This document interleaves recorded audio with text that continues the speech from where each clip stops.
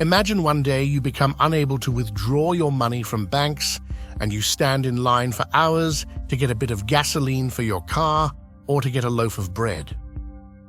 Imagine living 70 or 80% of your days without electricity.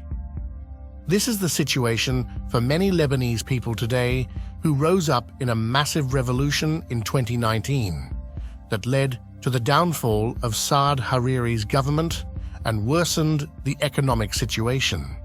Then came the explosion of the Beirut port that shook the world and deepened the wounds of the Lebanese people. The government declared its complete bankruptcy on April 5, 2022. But let us return to the real reasons for this crisis. As Lebanon emerged from its 20-year civil war, the government began borrowing money for reconstruction. The plan was to rely on tourism and expatriate funds to cover these debts.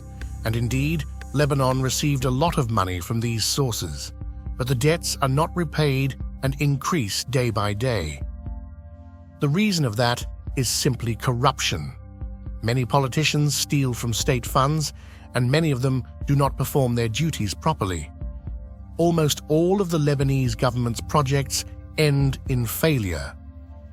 The least that any government in the world can provide for its people is electricity and fuel, and this does not happen in Lebanon. Geographically, the country is bordered to the north and east by Syria, which has been in a brutal war for more than 10 years. A war that flooded Lebanon with refugees and killed tourism in the region. In the south, we find Israel, officially considered an enemy of Lebanon. No border crossings or trade exchanges between the two countries. The only gateway from Lebanon to the world is the Mediterranean Sea specifically, the port of Beirut, which was completely destroyed by the explosion, making Lebanon's economy today one of the worst in the world. Finally, if you enjoyed this video, leave us a like and go watch our other videos.